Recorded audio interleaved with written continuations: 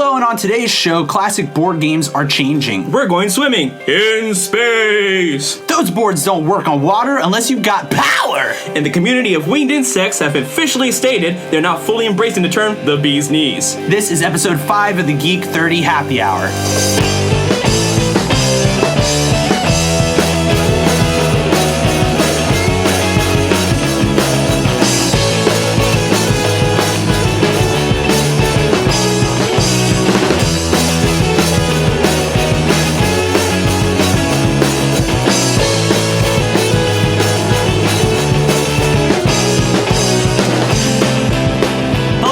Welcome back to another episode of the Geek 30 Happy Hour. This is episode 5. My name is Alex, and as always, I am joined by Jojo Maldonado.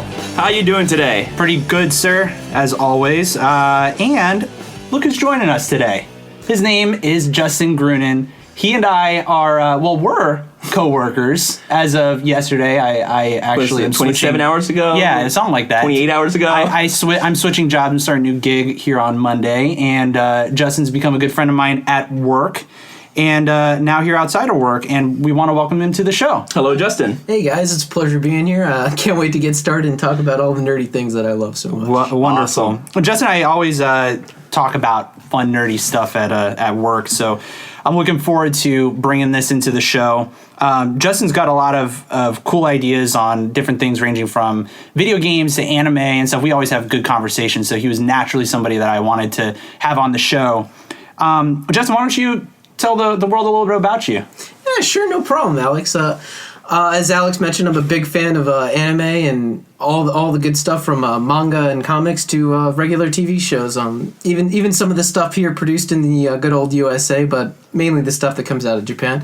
Also, big fan of gaming. I've grown up playing a lot of different MOBAs and also games like World of Warcraft, all the good classics that you've grown up and love. And I'm just a good old fashioned nerd and everything like that. And we love you for it. Absolutely, and like we say every episode, it's all about what you're passionate about, and we are here to celebrate it. So, why don't we get into what we are drinking today?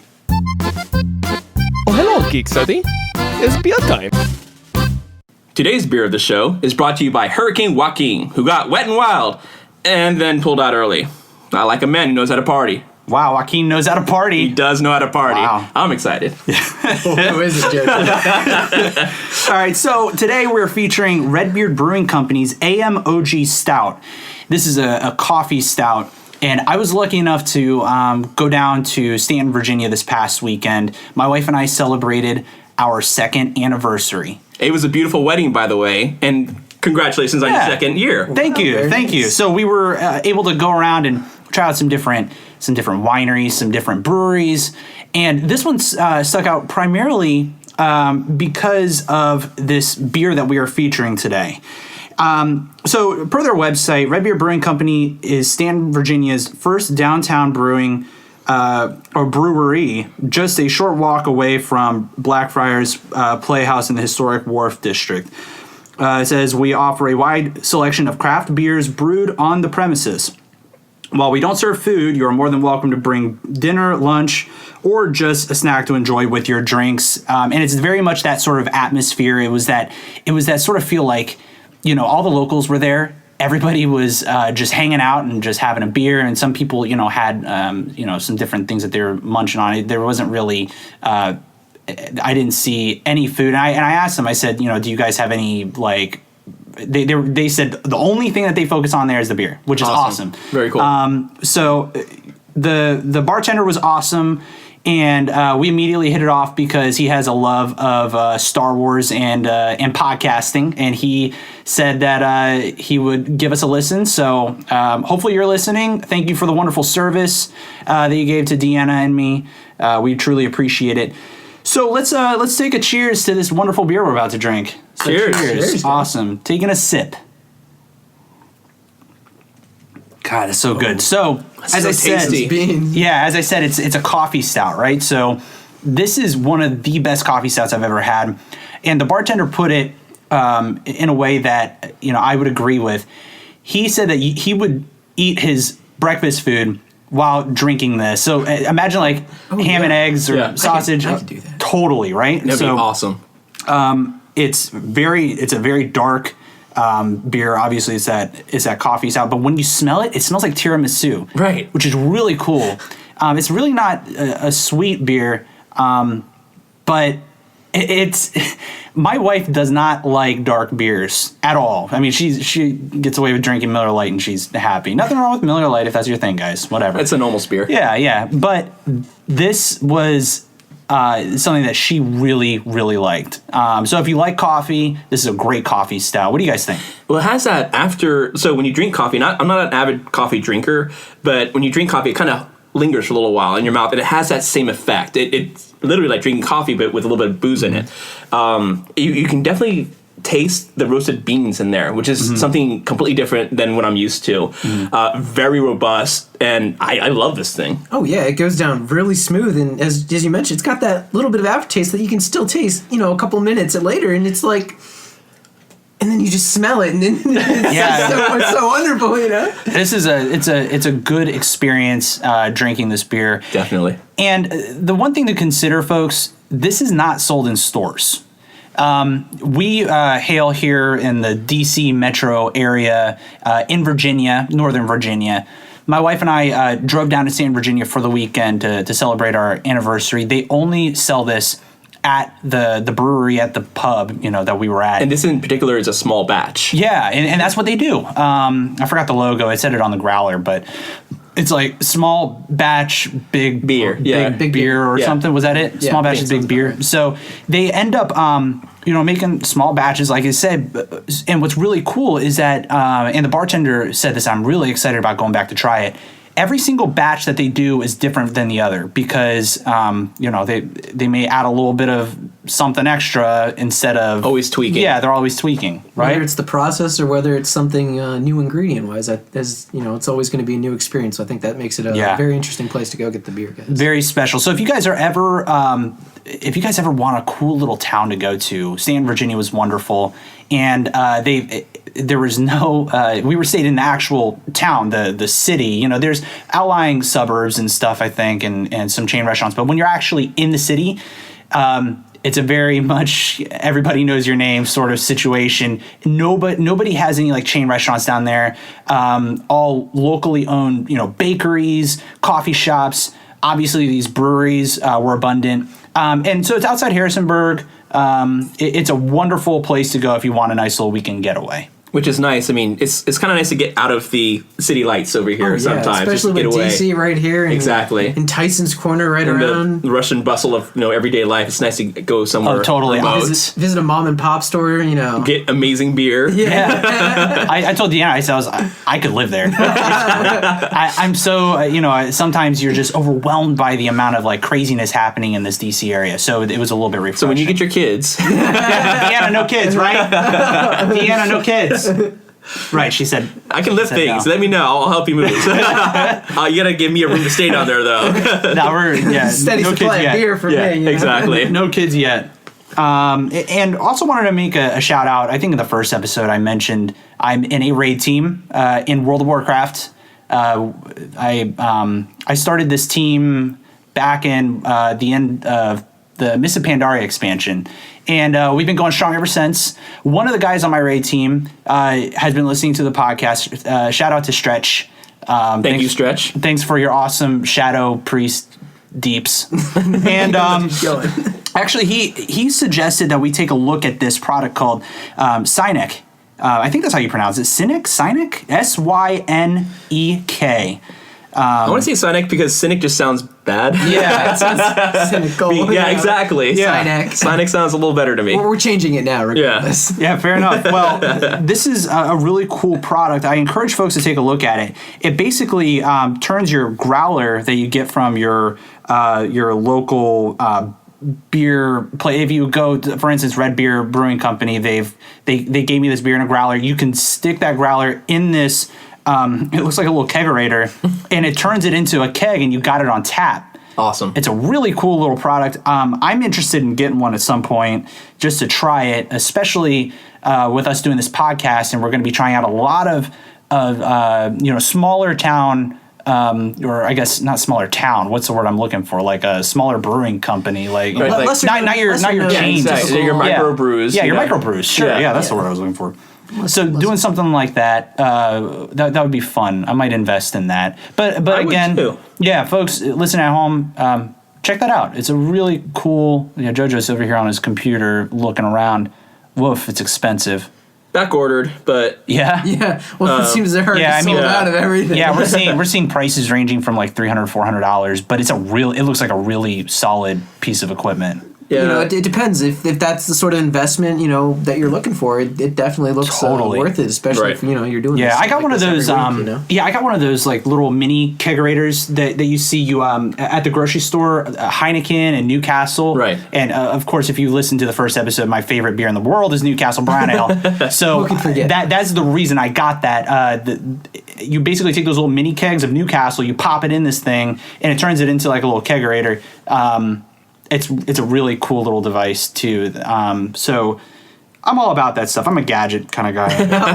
Gadgets for beer. I mean, this is two of my favorite things in the world. Combined. Uber geek at this point. Totally. All right. Well, so again, cheers, guys. Let's enjoy this beer as we get into the news. G30 News. All right, so getting into a story that I thought was really, really neat. I saw this article on Nerdist. This article was also out on a bunch of other news sites. And it was in regards to this new sort of chess game that kind of, it takes, there were physical pieces, but it was on it looked like a screen or something. Okay. And it created different graphics and stuff as you were moving. And it was chess. A little bit of a variation in the rules. I don't know. Have you guys seen the video?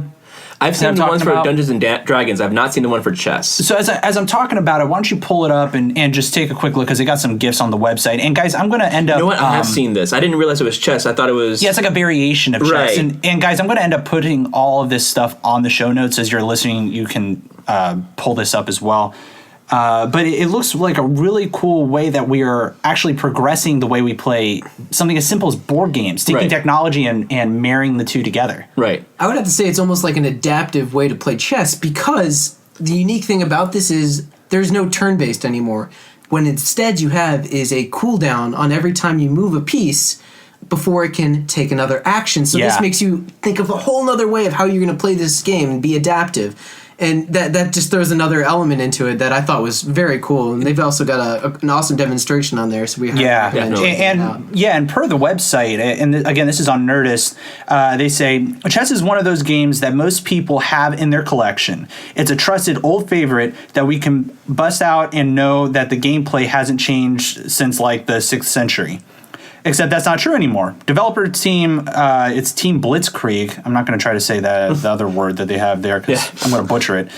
Team Blitzkrieg in Japan have added modern technology to the ancient game, transforming it into a speedy, futuristic experience. Speed Chess debuted at this year's Tokyo Game Show, and with its multi-touch display and glowing neon colors, it looks like something available in a Blade Runner arcade. That is awesome. And I definitely have to say the graphics look awesome. What it also looks like when you touch a piece, obviously it knows that you're there, you're present, so it gives you options for where you can move your next thing. So it becomes suggestive. Yeah, for beginner, that'd be a great way to learn. This is a knight, this is where it can move, this is a bishop that can move diagonally across the lines. I also really like how when they take out another piece, it like blows up. Yeah. It like you see like a flash on the screen. I want to add something that's like fatality whenever it like blows up one of those. Blue King and Deathmate. Green Minotaur is about to die. I want to hear like Thrall from World of Warcraft.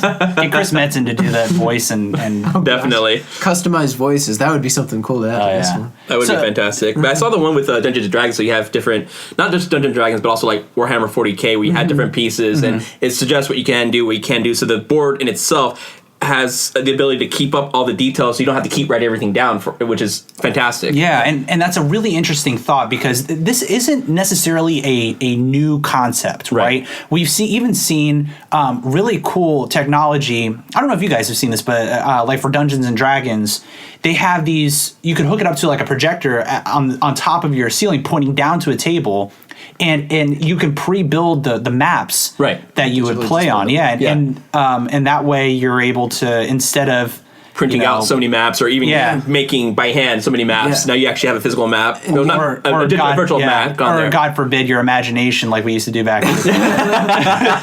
Hey, we can all get back there, but This I think blue with all this table cool looks like an technology, ocean. you know? Yeah, no, I jest, but it's a really cool thing that we're seeing. So, I mean, what's your thoughts on like other games that are out there that maybe we could see this working with? What do you think?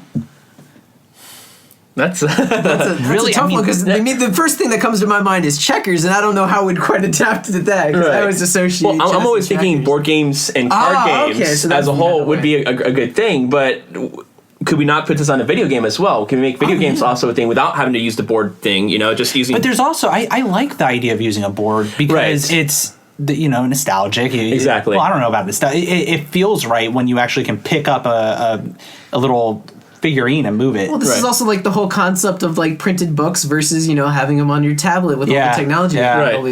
Some like personally, I can't get away with reading it on a tablet. I gotta have the printed book. Bro, me I'm too. still a printed book person. I am too. For some reason, I don't.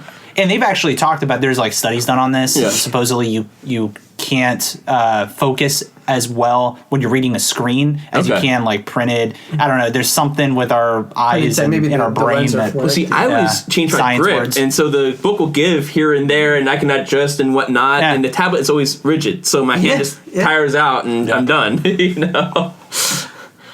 God, this beer is so good. So good. It's so good. I can't stop sipping it. So 2 hours, you said?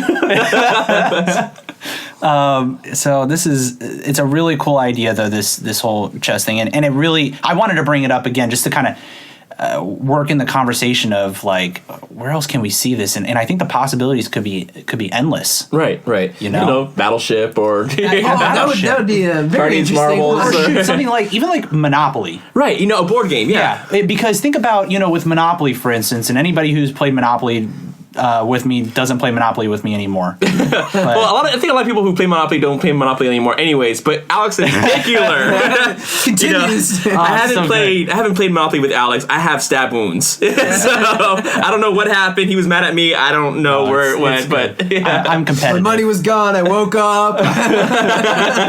but even like with something like Monopoly, you put down like the hotel or the houses or whatever on the piece that you are on the like piece of real estate that you own, Right. And instead of actually like maybe they could have those like the color change or like add some kind of graphic or something there, so because like a lot of the times you actually end up losing some of those pieces. It's different like if you actually pick up a little figurine of the I don't know what one of the little characters that you're like the iron, the top hat or the iron the car, the dog. Yeah, and so you thimble. pick that up. Yeah, like yeah. that's one thing because those are collectibles and they're kind of cool looking. But for something like those small little tedious pieces, right? That'd be cool if that was graphically inserted into the game instead. You don't have to worry about money, so people aren't taking from the bank under the table. Well, they've already come out with like the whole You can have Monopoly your own credit digital card, display. yeah. Oh, there you go. Yeah. I think like a digital display, maybe even see- later if they had like a 3D version of where the houses were being built up. If you get on the boardwalk, you build out your little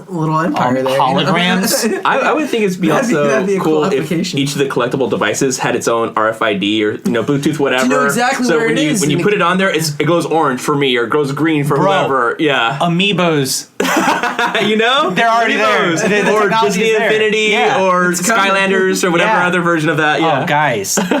Oh man. Why are we making money off of this? Why are we doing like this podcast? We should be going and inventing this. That's it. I'm out. Yeah. I'm gonna drink this beer first, and then maybe I don't know. Oh man. So that's cool. But on to the next story here. They found water on Mars. They found water on Mars. Well, Water on Mars. yeah. Well, okay. So Follow what you they're over, saying is Greg. that they found some kind of I guess they've got those polar ice caps or whatever on Well, it's Mars. always they knew that the water was there, but it was frozen. Yeah. They found liquid water this time. That's Yeah. that's Seasonal the key liquid right there. water. Right. Yeah. That's the distinction between the two. So so what they've kind of shown here is that those polar ice caps they melt. Water ends up trickling down from the top of those mountains, and they found patterns on the surface of Mars. And the first thing I thought was, we're gonna build a freaking water park on Mars. Yeah. See, I was thinking Doctor Who, but that's just me being a Whovian. Oh well, yeah, but I mean, it was a scary scenario. The first correlation I had was, how did the Martian know? I need to watch that. Isn't that out now? It just came out. have you seen it? No, I was going to see it actually tomorrow. Yeah. Okay, so there was some kind of report that was out that Ridley Scott talked to NASA prior to them actually releasing this information. NASA, because they heard that he was making a movie called The Martian, right, gave him this information before they gave it out to the rest of the world. That's awesome. Instead of publicly announcing, let's go give it to the movie. I love it. That's beautiful. That's That's a great cool. marketing. Both for the movie and for NASA. Yeah, really cool. I heard that. I heard that today. So that's so cool. That's a cool story. And I'm surprised NASA came forward and told us that it is. Yeah. So I mean, what does this say to you guys? I mean, to me, it's like, we're one step closer to having that settlement on Mars, in the next 300 years. Well, but right. Let's see. It's dead, taken us cool. this long to find, traces of water on Mars. Right. What else are we missing? Is my, what other signs, that we just don't quite have the technology to find yet, or what patterns are we missing? I think the possibilities. No announcements on Decepticons or Autobots yet. No signs. No signs. But supposedly the Covenant from Halo lives Are they there. coming? Oh, yeah. Is that already a thing? I thought it was another 50 years out. No, we're getting closer. Son of a gun. We're getting closer to that. I need to go get my helmet real quick and start practicing. Yeah, so that's a really cool story, and it almost makes me wonder. They talked about there was another planet that they found. I don't know, in a completely separate galaxy or something, right. Or solar system. I don't know. That might be in the same galaxy. It might be in a different solar system or something like that. I can't remember what it was. Yeah, it's a completely. It's far, far away, guys. Right. Many of the light years. Yeah, It's it's very much like Earth in that they think it has water and contains life, and just this discovery on Mars makes you think, okay, how now that we've found this is pretty much like the closest thing that we're gonna get to that, I think, in our solar system. Right. How commonplace do you think that this is going to be kind of moving forward? NASA launching missions to find more than just space exploration in general, but to find water, find potential life forms. Right. Do you think that's going to be something that we see? I feel like they need to put a lot more, and I mean, NASA's done fantastic jobs. They just circled Pluto, but at this point, it's taken them, I think they said 16 or 18 months in order to get all the information, all the photos that they took from Pluto, because A, the distance, and B, just the technology at the time when they launched it to begin with. Exactly. So to launch something right now in 20 years will be vintage. So I know they're going to be working on things to make space travel faster, to make things more safe before they can actually get to that point. I believe they'd announced their goal was either 2030 or 2050 to get a man on Mars. I think it was 2030, but I could be mistaken. That's cool. Get a man on Mars. That'd be fantastic. And that was like, whoa, dang, we still got. I want to see this. I was like, man, I'm gonna be old. That's all I could think. Anybody here want to sign up? I'd sign up. Would you? I would sign up. Yeah. I'll lose internet. I mean, I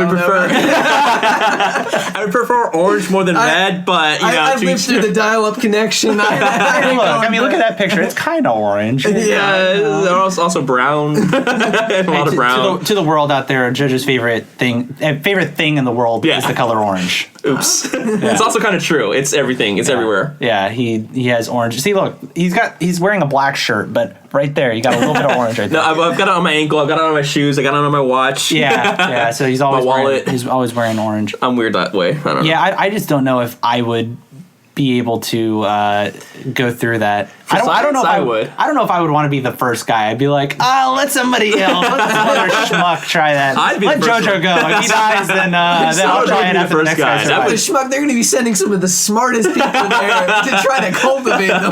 Hey, if he dies, he's not that smart. No. Well, they can land a Mini Cooper. You're only stranded on another planet. I'm just not as brave. Once I watch The Martian, I should be prepared for this mission anyway. Exactly. So, I mean, 2 hours of the movie. Yeah. Matt Damon knows what he's doing. I mean, right? Exactly. That looks like a cool movie. It's gonna be awesome. Can we take a second to talk about that movie? I would love to take a second. No spoilers. I've seen it tomorrow. No, I haven't seen it. Oh, yeah, we haven't seen it. No. But I mean, it looks really, really cool. Right. Oh, yeah. And did you? And this is just going off on a Ridley Scott tangent, but you see that they announced the new Prometheus. It's not Prometheus 2. Mm-hmm. It's like Aliens Paradise Lost or something. Okay. So they're actually titling it like with an alien title, which is really cool. You know, this is like prequel. Well, that's what made a lot of people mad about Prometheus, is that it was an Aliens movie in the fact that it was in the Aliens universe, but it wasn't an Aliens movie. It wasn't part of that horror sci-fi things. It was a different approach at that point. Yeah. And I think they want to go that route where this kind of happened, that kind of happened. What's the in-between at this point? I appreciate wholeheartedly efforts to kind of expand on lore. Right. I love it. There's always more story there. We were talking about that the other day because of Naruto Shippuden. Yes. and well, actually, it's actually testing my patience right now. But Every episode tastes my patience. oh man, you know, Past like, year and a half have just been miserable. it really is like that. They're just like doing these little side episodes where it's like, oh my god, they're about to do a really cool fight scene and you're not letting it happen. and As an anime person, have you seen Kenshin, Ronin Kenshin? Oh, of course. I saw Rurouni Kenshin and, of course, Samurai X. You know, the prequel to both. So I have, like, I don't know, 30 some odd DVDs of all Kenshin and whatever. Yes. And the whole Shishio arc was making me so mad. But like, it's my favorite. It may make me mad, but it's my favorite art. We're going to this, and this is awesome, and then side note. And then side note. Yeah. I have to introduce you to, so the guy who was on the last episode, Ryan, his wife Marissa, I want her to be on because she's a big anime nut. Right. And I would love to introduce you to her. She's awesome. Hi Marissa.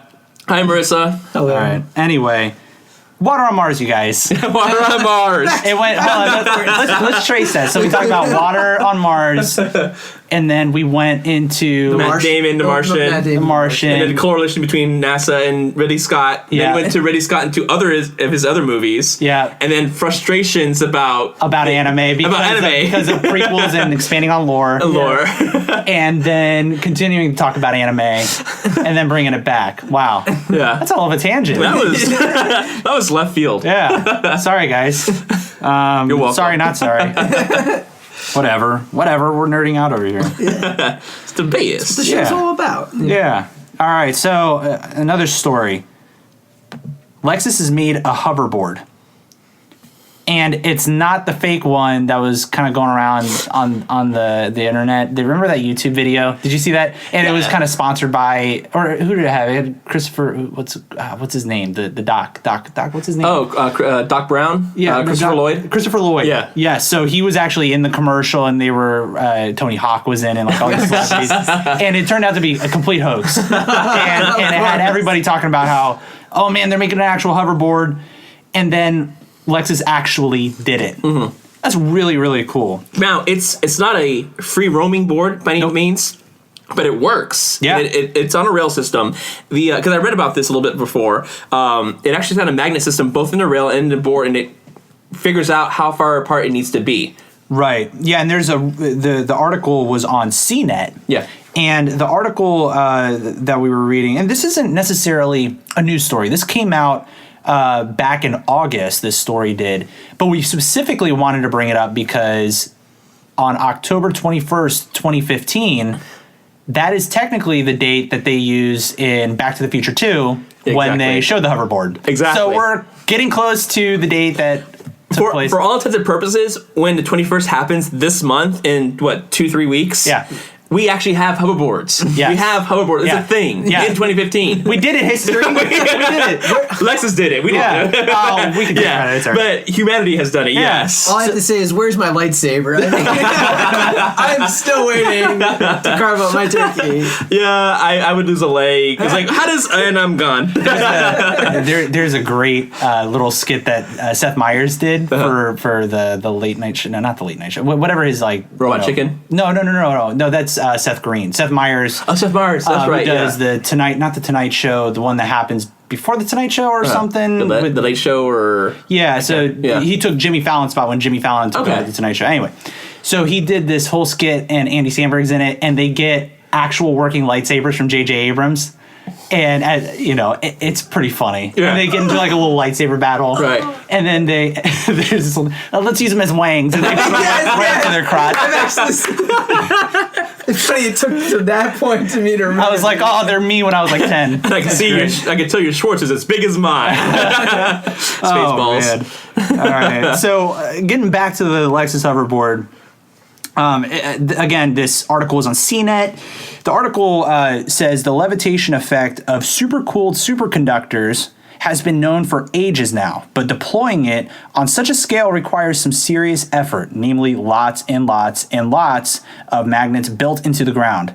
The company has built a custom skate park in Barcelona, Spain, upon which the prototype hoverboard can be used. And again, I'm going to put this article in the show notes. Take a look at it. There's a really cool video that kind of shows these guys getting used to it. Looks a little clumsy at first, but then they start doing some really cool stuff like grinding. Yeah. And they actually take it over water. Yeah. Which it's a movie reference at that point. So if you heard me in the beginning kind of tease this, that's where it came from. If you watch Bojo. If you watch Back to the Future 2, you know what we're talking about. There's this little exchange when McFly is standing on a hoverboard on top of water. It doesn't go anywhere. Yeah, and then he says, "McFly, you Bojo, those boards don't work on water." And then and then the Asian guy behind the other guy goes, "Unless you've got power." Then there's like a high pitched laugh. Yeah. You know that the whole like late '80s, early '90s. It was really horrible and also awesome. You want to hear like an electric guitar just going off in the background, right? So funny. Good. It's funny. So this is a really cool article because, again, and this has been sort of we've been talking about a lot of speculation on stuff happening in the future, it seems like, this episode. But, we're seeing a lot of this stuff that we've been kind of dreaming up since we were kids. Right. It was presented to us in the 80s as science fiction. Yeah. But now it's becoming reality. Yeah, it's a reality now. Yeah. What the heck? Oh, wait, I'm old again. But that realization. But it happened, Jojo, they have cars now. Okay? What? Yeah, they have cars. How do you spell that? It's CH. You lost me. Car. Car. You've lost me. I'm done. So Justin said, he's still waiting for his lightsaber. Jojo, what are you waiting for? I don't know. Because I'm kind of getting everything at this point. I'm getting the video game systems I want. I'm getting the movies I want. There's 4K now. I'm a big audio buff. I don't know if a lot of people know that, which makes no sense because I'm deaf. I'm pretty sure we've mentioned that in earlier episodes. Jojo's deaf in one ear. And only one. Yeah. But, I mean, object-based sound encoding now for both Dolby Digital and DTS, so you can set up a 9.2 system. I mean, all the audio stuff is already... Yeah, You just totally nerded out on me. I'm sorry. I'm throwing numbers at you. For layman's terms, explain what that means. Okay, so with Dolby Digital and DTS, they're newer formats. You can actually get not just a 7.1 system anymore, a 9.2 system, and you don't have to have a definitive way of setting it up. You can have... And 9.2 symbolizes, is that 9 speakers? 9 speakers, 2 subwoofers. Wow. So you can actually have subs in stereo, if that actually counts as stereo, since they're omnidirectional. Yeah, I was about to say, I don't know if that makes sense. The typical 5.1 is 5 speakers around you, 3 up front, 1 in the center, stereo left and right, and then rear left and right. The 7.1 speakers usually has a surround back, so you would have 2 speakers to your left and right, literally where you're sitting, and 2 in the back behind you. That would give you your 7.1 with the subwoofer. The 9.2 adds a height channel to that at that point. Whoa. But there's a couple of different ways of doing it, and because DTS and Dolby Digital are not actually encoding, well, this has to go to this speaker, this has to go to that speaker. What they're doing is we have this soundtrack. This object is here, that object is there. So however you set up your 9.1 channel, DTS, you tell it, okay, this is how I have my room set up, and it will put the right sounds in the right place at the right time. Very cool. That's so okay. Holy cow. You're coming over tomorrow to help me install that? I mean, I've been offering you. Well, I mean, are you doing the down payment on this system? It sounds like it might. I got you some insane speakers. I got you a good start. Jojo, when we bought this house, Jojo helped me install a cool little surround system setup in the house, and we came in here, we bought the house, and before we moved any furniture in, I came to Jojo, I was like, bro, you gotta help me with this. Because I imported speakers from San Antonio for you. He certainly did. That's why he's one of my best friends, because he helped me out. And he helped me actually, like ceiling mount these speakers. We ran the wires through these god-awful, what were they? They were like so floor. Every single time, Alex has a house.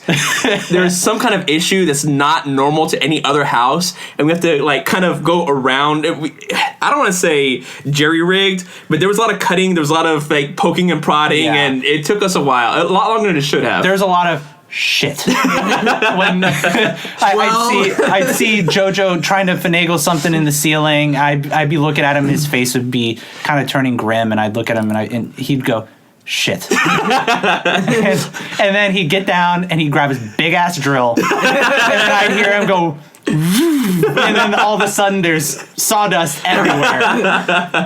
There we go. Yeah, it worked. Made it fit. Made it work. My house might fall down, but you know what? I got really damn good. It won't fall down. It'll just, if it falls down, it's because of the audio, not because of the holes they put in. It's not Swiss cheese. I've gotten very spoiled because I have to be able to play my video games with surround sound. Right, I do too. Yeah, I haven't done headphones yet, so I always have to have 5.1, and so I'm 5.1. Yeah, that's what it is. Well, it's eventually going to be 9.2 now, but I don't know. I don't know if I can put that in an apartment. I got to go buy a house now.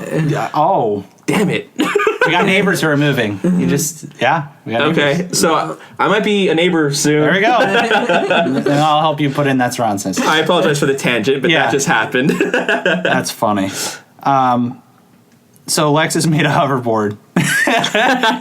We're going off on crazy tangents. I know. I like it. That's fantastic, though. Whatever. Lexus hoverboard, 9.2 surround sound. You know, but the Lexus hoverboard thing. So they've got this custom skate park, and again, this hoverboard only works in that skate park on a rail system. Yeah. Well, because it basically, it won't work without all those magnets that are built into the skate park. Right. And they said in some undisclosed location in Barcelona, Spain. I wonder where, like, I feel like Barcelona is a fairly populated place. Right. I imagine it'd be a pretty big city-state kind of... Where is that, like, how do they hide that? I don't know. I know I'm going on a cruise to the Mediterranean next year, so I'm going to be poking around. Go track down this part. Go buy your Lexus hoverboard and then take it with you. Go buy it. I'll skate it in the park. Here they are demonstrating it. Now go buy one that only works in the park. Yeah. Put it on my wall. It's all good. Yeah. If there's anybody who would buy that Lexus hoverboard, it would be JoJo. And I don't even know if JoJo knows how to skateboard. I do, actually. Not well. Hey, it's not a skateboard. We're hoverboarding. Okay, sorry. It's a really different skill set. Exactly. I can skateboard, I can snowboard. I prefer snowboards over skateboards for the reason I want the board to touch my feet. The hoverboard, I definitely want to check out. That'd just be fun. What are you, Justin? Would you ever get on one of those things? I feel like... Not with a lightsaber. I would No, not with a lightsaber. Poke your eye out, kid.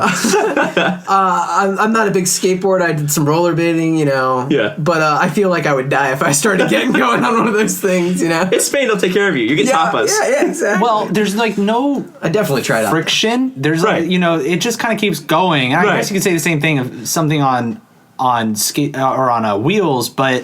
Like, there were some times where, like, the guy, if you watch the video again, you guys, because it's really cool, but, you know, he goes down the hill and then he rides over the water. Yeah. And then, like, it just kind of keeps going, and then he has to, like, jump off of it because it just kind of keeps going. Well, because there's no friction. Yeah, there's no friction. So there's nothing to stop the momentum. Yeah.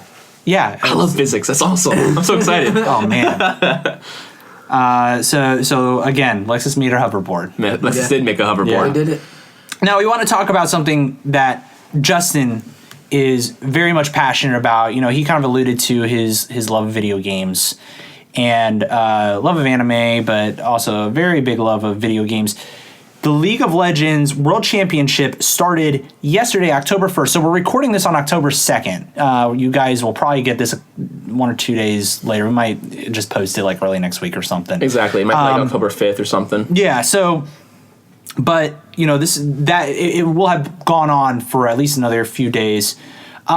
Justin wanted to bring this story to us today to kind of share. I'm sure that, you know, folks listening have played League of Legends. If you haven't, it's a MOBA. And can you give the folks an explanation of what a MOBA is who may not know? Yeah, guys. It's a multiplayer online battle arena. And simply put, you've got...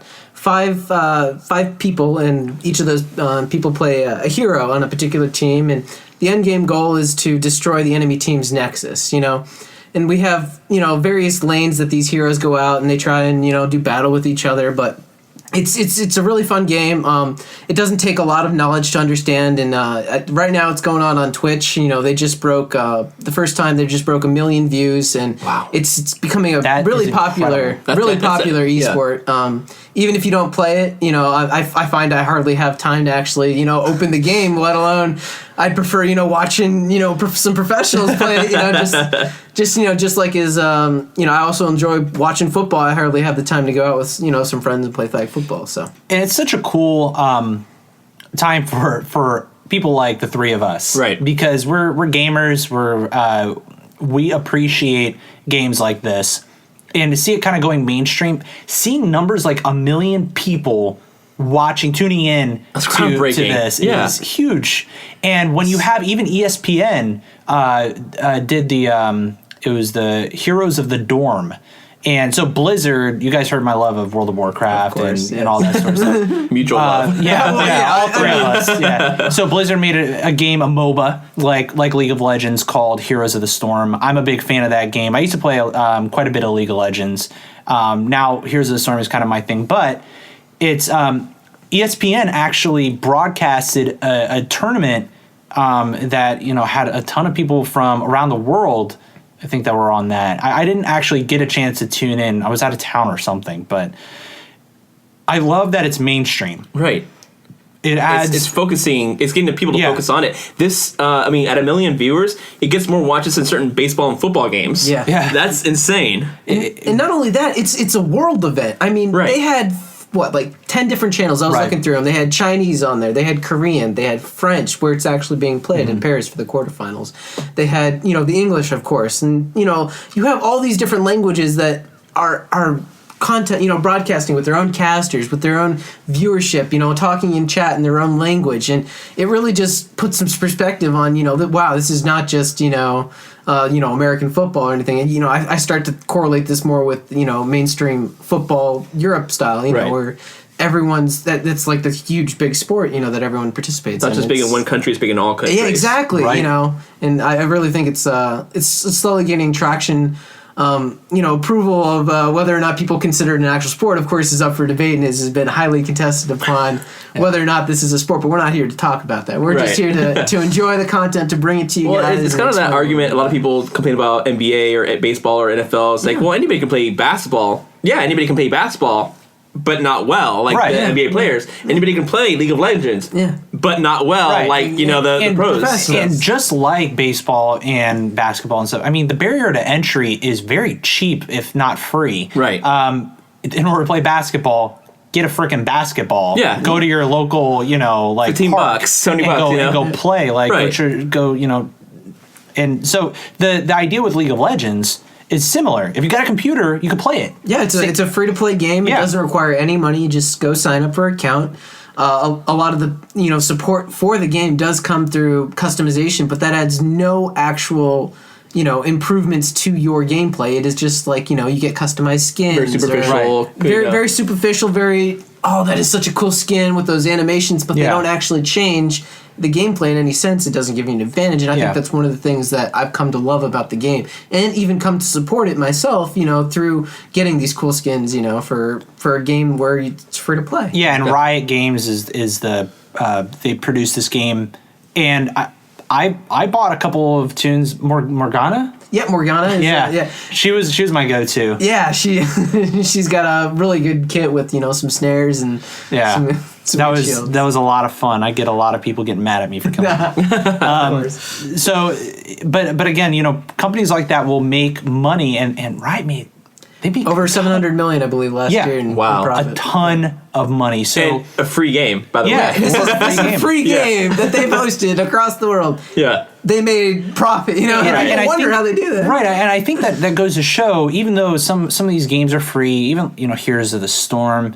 Hearthstone is another free game that Blizzard makes, Dota 2, a lot of those games are free to play, but people, I think we've come to appreciate games like that, and we will pay if they're truly worth it. Right. If you get the enjoyment out of it, you're gonna want to support the company. Right. You're realizing I didn't put in $50 down on this thing. I might as well give them $10 for this character and enjoy it even more. Yeah. On the flip side, you go and spend $60 on a PlayStation 4 game, Xbox One game, Wii U game, and then they want you to spend another $10 on it. And another downloadable $5. content. So that is something of generation. Some of it is worth it. You get a new storyline, fantastic.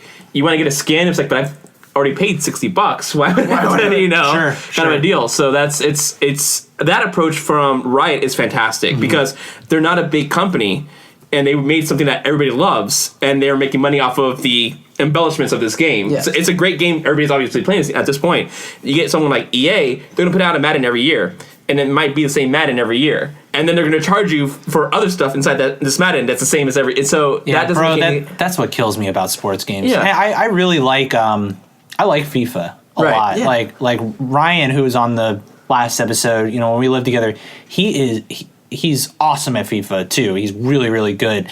And, I still have upstairs like FIFA 2014 or something. Mm-hmm. And I went to Deanna and I was like, oh, the new 2015's out. I don't play it a whole lot. Like I maybe play it like when we have a few friends over and that's it. And I was like, I'm thinking about trading this one in, at GameStop or something, going and buying that new one. She was like, why? I was like, well, because it's the new one. And then she goes, but like we never play it. And I was thinking to myself, I was like, well, yeah, you're right. And nothing's changed. Nothing's really changed that I care about. Right. You got a point. Okay, well, so I still got it sitting up there. Right? Otherwise, I wouldn't not buy playing it. Still sitting in its case. So again, Deanna has steered me in the right direction, as opposed to me, where I'm spending like $1,000 on Halo in a couple of weeks. Yeah. So tell me a little bit. Yeah. What are you dropping? Fill in Justin on what your grand scheme is. Okay, embarrassing. Well, you drop a line like that, you gotta expect to at least comma. Most normal people will buy one copy of the game. Yeah. Okay, that makes sense. Yeah, one copy of the game. That's JoJo is unreasonable. But JoJo is unreasonable. This is why I would also buy the Lexus hoverboard. So they're coming out finally. So for whatever reason, for Halo 4 did not come out with the Collector's Edition or the Legendary Edition like they did with 1, 2, and 3. Well, 2 and 3 mostly. With 5, they're coming out with a Collector's Edition that has a statue that has Master Chief and Locke, and it's cool little statue. Of course, I gotta have it. As soon as it started Collector's Edition, I didn't care what was in it. I had to have it. Period. $250. Jojo. They got you. No, I'm a consumer whore, and he gladly walked right into it. Exactly. I'm not hiding behind that. Special 2014. I'm not making excuses, but I'm getting the Collector's Edition. And then the buttheads, for lack of a better term, are putting out a console with a Halo scheme on there. So it's a gray and blue console, just like my Halo-themed Xbox 360 that I have. Yep. One of 2 that I own. The other was a Star Wars. Yep. There's my second Star Wars drop of the thing. Star Wars. I have an Xbox One Day 1 edition, and I'm getting a Halo Xbox One because it's Halo. Yep. Well, then that's $500 right there. Yep. Oops, Nika, or whatever the company is making a motorcycle helmet. Yep. That looks like the Master Chief's helmet, but it's actually dot rated and whatever motorcycle things. And I kind of need it now because it's, Wait a second. Jojo, do you have a motorcycle? I mean, I have my license. I could ride a motorcycle legally. As soon as they come out with a graphic detailed Halo motorcycle, Jojo will be the first one. So in that defense, Ducati had a diesel thing, and I didn't buy the bike at the time because it was 1,200 cc's, and having not owned one yet, I don't want to start at 1,200 cc's. Yeah. That's kind of a rough thing, but it was an olive green matte color, and I already saw myself ghosting UNSC on the side of it, and then this helmet would match it, and there'd be like so many other things. So I have thought of that, trust me. But I can easily get a Suzuki Gixxer and just put, everybody does a wrap nowadays. I can just wrap it in matte olive green, and be done with it. So I can totally there's a potential there, but it's kind of so foolish when you're buying a motorcycle because of the helmet that you bought. It's kind of a backwards way of thinking about that. Here's something that I don't understand. You already have your license for it, and isn't that something you have to go out of your way to get? Yes. I don't know how backwards it is. I think this is just a little bit of forward thinking that you might quite imagine Jojo on like the motorcycle. He goes, guys, Guys, I'm Darth Vader. Commander. Driving down in his Master Chief helmet. I'm gonna have to pull a Ben and get a Vespa, and then wear my Master Chief helmet on the Vespa. Bro, you should have gotten it from my dad. Sold his Vespa. I didn't know he had one. Yeah, he had one for a little while. Okay. It was nothing. It's not like a Ducati. It's about See, I should 1/100th of that. I should be buying like a $1,500 motorcycle, not a $12,000 motorcycle, let alone a $12,000 motorcycle that's brand new, that's olive green, that is way too powerful for me right now. You know, there's so many things I'm like, you know what? That's not a smart purchase. But then I go buy $1,000 worth of Halo stuff. Hashtag priorities. Oh, yeah. Jesus, man. Well, again, tangents. Tangents, yes. Yeah, that's I want to what is it? Sine, cosine, tangent. You know, I want to parallel to your tangent. Something like cosine. I can't remember the math thing. Math is right? Exactly. blown. Never mind. No, that's good stuff. I want to tangent to your curves was a math joke. I hope back on track there. I hope somebody at home knows how to do math. No, Justin, I appreciate you kind of sharing the love that you have for a game like League of Legends. A ton of people out there love this game, obviously. You said, what, 700 million that Riot closed last year? Yeah, profit-wise, yeah. Yeah, and that's and how many players do you think you got? Millions. I know it's like one of the most played video games online in the world currently right now in the world. In the world. And so again, this is a world championship. What's the grand prize? Do you know? So the total prize pool is $2 million, but the top team makes $1 million. Holy shit. So you could be a millionaire playing a video game. Yeah, well, you have to also consider you have to split it among your teammates too. Sure. So It's not and just how big are every the player. teams? What is it? Five Like players. people? Five players. 200 million a pop. Or 200,000 a pop. I can't math But right now. you know, you also got to understand Sine, that cosine, these- tangent. Exactly. that these teams also have sponsors, you know, Right. like Razer and all the Intel and all the other huge IT sponsors, or even I think like Nike or some. Oh wow! I think you have to have a comfortable shirt and shoes in order to game correctly. Yeah, You know? I think there was even talks about Coke, help supporting Riot this for rather. So That's crazy. When Coke starting to back your product, you got something good there. Yeah, man. And these companies, I mean, they're sponsored. So, I mean, these people, their full-time job is to play this video game. Yes, of course, and they do get paid a salary by Riot if they're part of the LCS, or that's League of Legends Champion Series, and that's where the North American, the EU qualify, and then of course Korea and China have their own two different leagues, the LPL and the LCK, formerly known as OGN. But there's also two different slots in there for wild cards. So while you have these four big regions, there are ways to get in there. For example, I know Japan's got an up-and-coming region. They're eventually going to get their own server. They're having to play on North America right now with their latency is really Crazy, bad. But they're finally breaking ground there. The Riot's made a couple announcements this year. Awesome. And of course, Taipei's of course claimed one of the wild cards this year, and they're one of the former champions. So they're making their way back through, and we'll see how it plays out. Exciting. Feel free to check it out, and I encourage anyone to take a look. Yeah, the website, let me see, what do we got here? It's worlds.lolesports.com, right? And I'll put this all in the show notes. Maybe check this out. And it is kind of exciting. It's weird at first glance to think about watching other people play video games, but when you're actually watching, these games are really strategically driven. I mean, these people practice a ton and think of ways to overcome different scenarios and to drive their team to beat the other team.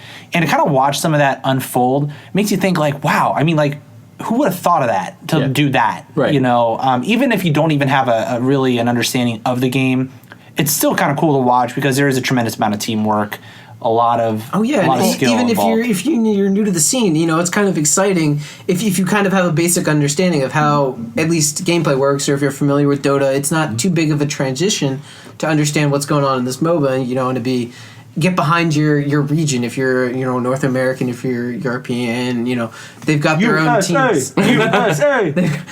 We've got one hope, that's Counter Logic Gaming, and we'll see how they do. Yeah, maybe Cloud9 can also pull it out, but Cloud9, I think they won the whole Heroes thing, didn't they? I'm not familiar with Heroes, but okay. I know they have They were featured on the Heroes of the Storm front page. They have a good CS team as well for Counter Strike. Oh, okay, cool. And as well as I'm guessing Heroes team. Yeah. No, that's awesome stuff. If you guys ever want to contribute to the conversation or add your 2 cents, we've got our email address. It's geek30podcast@gmail.com. And, feel free to shoot us an email. If you guys are ever interested in playing games, shoot me an email. I would love to play Heroes of the Storm with some of our listeners. I think that would be a lot of fun. So again, Justin, thank you so much. Thank you, sir. Yeah, it was my pleasure. Spreading the love. Yeah. Yeah. That's excellent stuff. And I think that's a great time to wrap up the show. I feel like you're correct. What do you think, Jojo? Definitely. So where can people reach us? So, as you mentioned before, Alex, geek30podcast@gmail.com. Geek30 is all spelled out. There's no numbers in there. So, geek30podcast@gmail.com. You can follow us on Twitter @geek30, again, spelled out. Or if you want, leave us a voicemail if you're analog like I am and old school at 443-424-3350. Jojo's not old school because he's old. He's just old school. And I'm also old. and like we always say, guys, leave us a 5-star rating on iTunes. Let us know that you love us, and it also helps us get this show out in front of folks, and hopefully they listen. We get a broader audience. We're really trying to let a lot of folks know, so let your friends know. And a special thanks to Jamie Sweetland, as always, for production and the awesome music that you guys hear, and all those little sound bites that are really funny. Thank you to Redbeard Brewery. That was an awesome experience this past weekend. So good. And good. tonight, yeah. I wasn't even there, and I want to be there now. Yeah. We might have to do I might be going tomorrow. Road trip? I'm just saying. All right. I got to go to Pennsylvania anyway, so. Well, this goes south. So I understand that. It's going to happen. Down and then up? Yeah. And then up? All right. I'm down. You just let me know. So, yeah, thank you, Redbeard Brewery. You will be seeing me again, I promise. And thank you again to you guys for listening. We really appreciate all the love and support that you guys have given us. Thank you so much. And we will see you all next time. As always, goodbye. Have a great weekend. Thanks for listening, guys. See ya!